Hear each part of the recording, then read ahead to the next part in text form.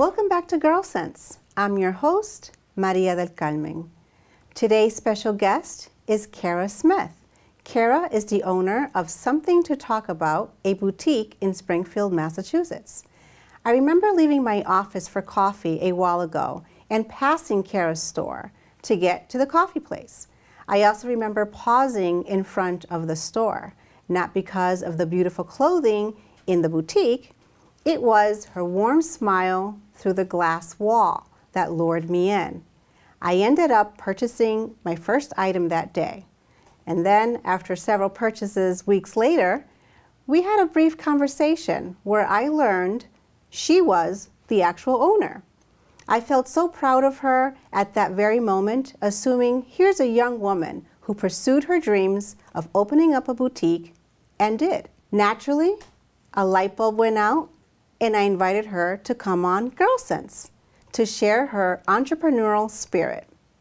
It was at that moment I briefly learned the real story of how Karrah became the owner of the boutique. Hi, Karrah. Thank you so much for joining the GyrlSense family. No problem. Thank you for having me. Okay, I'm going to go right in as usual. So, Something to Talk About has been in Tower Square in Springfield, Massachusetts for about 8 years. It's been under your ownership the last 2 years.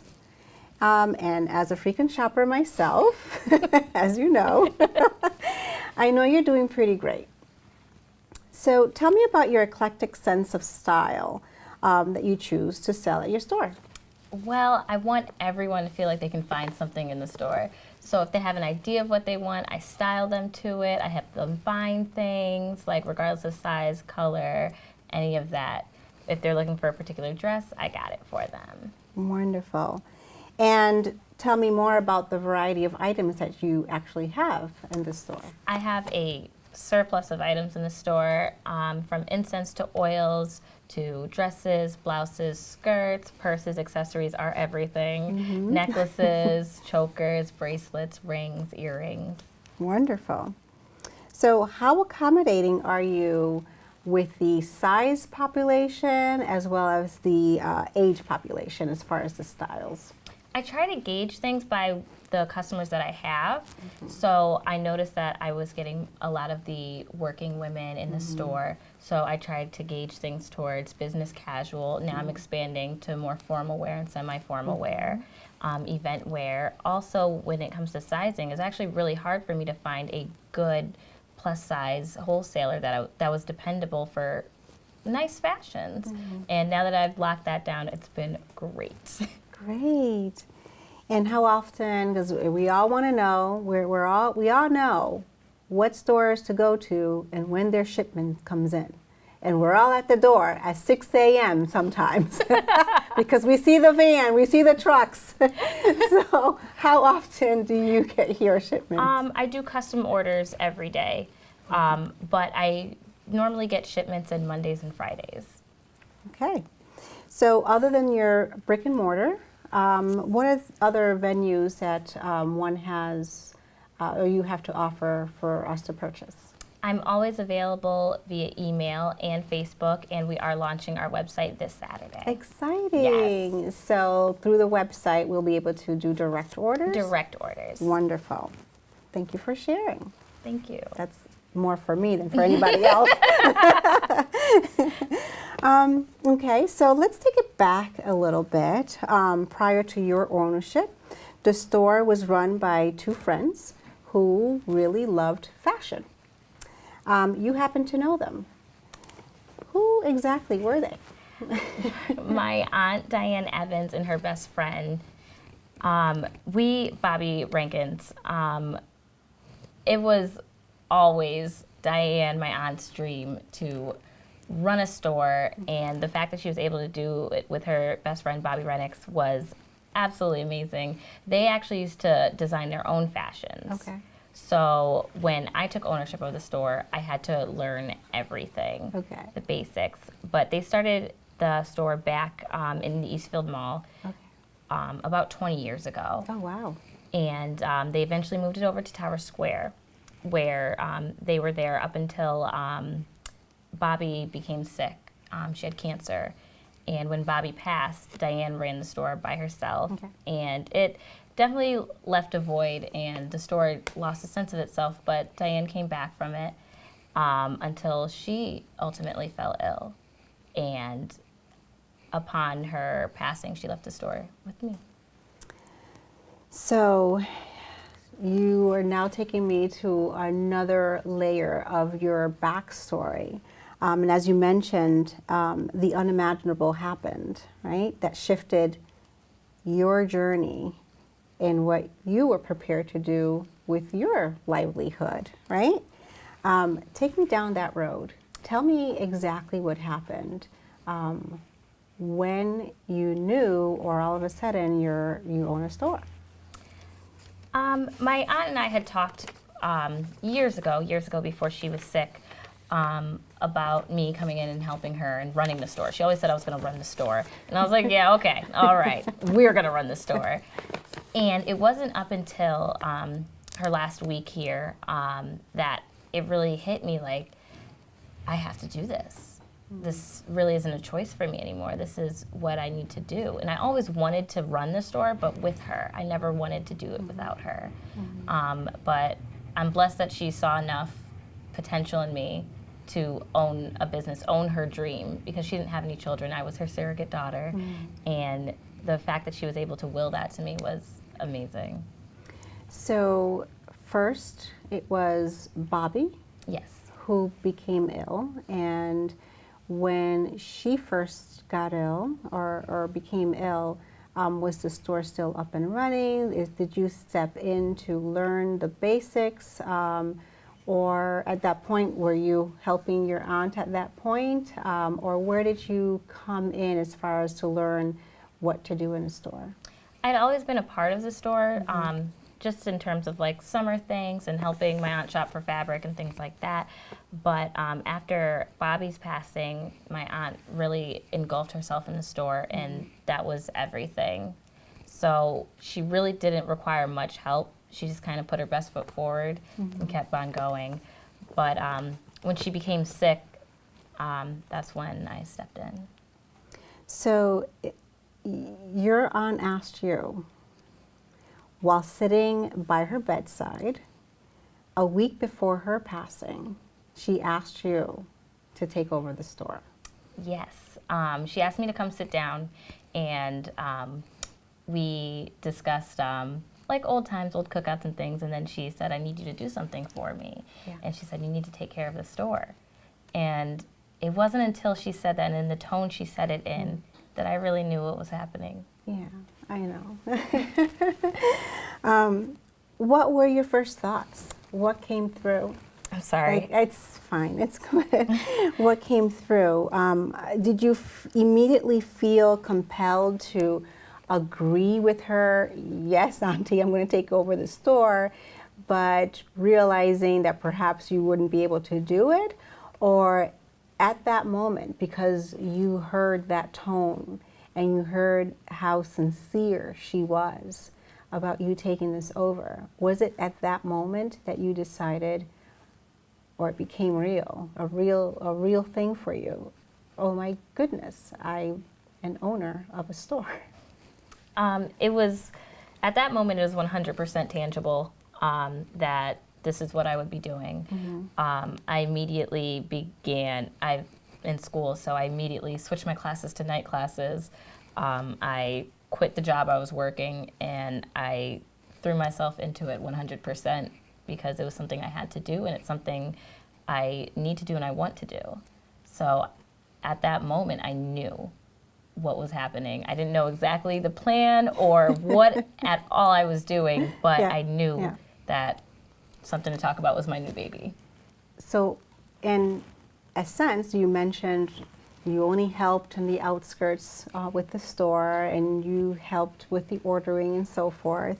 But how did you actually prepare? Like, how do you do this? How do you prepare? How do you run a store if you've never done? I mean, did you have any experience working in retail? I mean, how do you start? Like, how do you wake up one day and you have these keys and you tell people, welcome to my store? It was an absolute whirlwind. I immediately went to Barnes & Noble. I got a retail how-to. I had worked in retail previously, but for department stores, and I did the visuals at a few different places, but nothing on the scale of owning my own brick and mortar, doing the ordering, getting a new business account, making sure the store was insured. It was honestly a day-by-day experience. And did you decide then, did you keep the integrity of both your aunt and Miss Bobby, their styles? I mean, I know you mentioned that they sold what they made initially, Yes. correct? And did you learn how to make clothes? My skill set in sewing begins and ends with sewing a button back on a shirt. Okay. That's it. But my aunt specialized in Afrocentric clothing and wearable art. So I do still have a few pieces of hers that I'm never going to part with, but they gave me a sense of how to order. So I do keep the Afrocentric aspect to it. Yes. There's always African clothing in the store at all times. And a few different pieces that would be considered wearable art. Wonderful. So when you mentioned a little bit as far as, so at the moment in time, you were in school, you had a job. Are those still other goals that you plan on completing, or is this it, in other words, or do you have somewhere else? What were you studying before? What were you in school for? I was actually in school for criminal justice and biology. Not at all retail. So you can take down anyone that comes in your store that tries to take something. I have You're loss good. prevention all set. But those are goals I'm still pursuing, and I'm going to do both. And Absolutely. this is just something that I'm going to continue doing, and this is my aunt's legacy, and this is my family's legacy. So this is something that I'm always going to keep, but also maintaining my own sense of myself, you know, and continuing with my education and my career path. I can almost guarantee both your aunt and Miss Bobby are looking down on you or looking and watching over you, and they are so proud of how you managed to keep that legacy going. And I also would imagine and can confirm that your family here are also so very proud of you and how you have kept the office and kept yourselves, your composure together and have married the two. I believe that's what drew me in. As I mentioned earlier, I was just going to the coffee place to get coffee. And it was that sense of attraction of what you give out. And you can feel it. You can definitely feel it. And it was that really just drew me in. So I really want to, really want to let you know that for myself, for you. What has this experience taught you about yourself? Wow. Honestly, my resilience. There have been so many days when I'm just like, I cannot do this. I cannot do this right now. But I just think about the conversation that I had with my aunt, Yes. and I'm like, I can. This is what I'm going to do. Also, it taught me that my friends and my family are the biggest support system because I vented to everyone. And I mean, I'm blessed just to be put in this position. I'm blessed, and there's nothing I would rather be doing right now. How's your outlook on life now versus before having had this experience? I feel like an adult.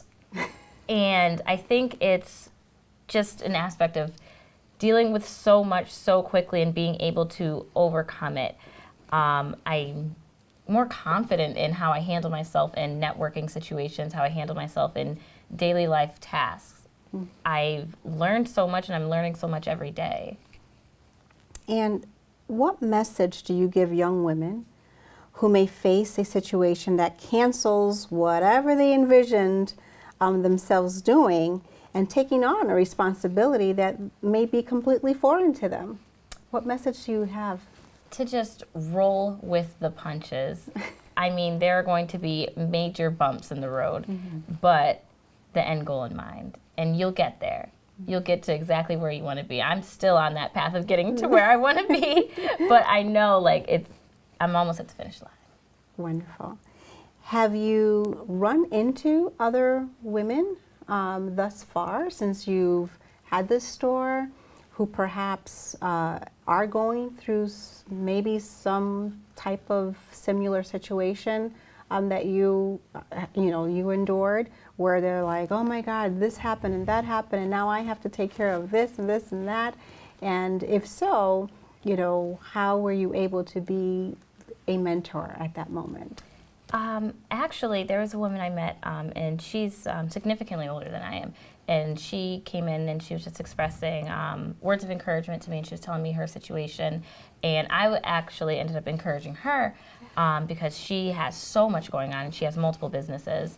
And I was telling her how I was dealing with things, and I started doing yoga. And it's a major stress relief. So she's like, I'm going to try that. So we were able to encourage each other and stand together. And I've met so many women. And I'm so happy to be in the position I am because I meet so many women that have professions you just don't even think of. And I'm just so proud of each and every one of them. We're doing this, right. And I think also, which is why, I have to go to the store today. It's like, I have to go to the store today when I'm in my office. It's been 2 days. I have to go to the store today. But I think it's that level of welcoming. I think it's that level of you actually have conversations, Yeah. It's a conversation, no place. It is actually probably, I may speak to many women out there, a stress relief from work. We have a busy office, everything's going on, and you go in there and it's so soothing and calming. And then we may have just a small, brief conversation with you, and at the end of the day, we buy something. So that in of itself, I think we're sort of like all winners. And I think that's what the store has to offer even more than the actual products. Yeah. Absolutely. It's become a meeting place. It's completely living up to its name. I have women that come in and they'll say, oh my goodness, so-and-so shops here. You're the talk of the office right now. Awesome. I'm actually thinking about putting in a little area for tea. Just so, come, take a break in here. Right. Relax. Yeah, that'll be that's a wonderful idea. I'll be there.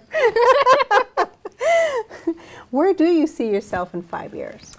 In 5 years, I would like to just manage and not be in the store full time, just because I'll have my own things going on.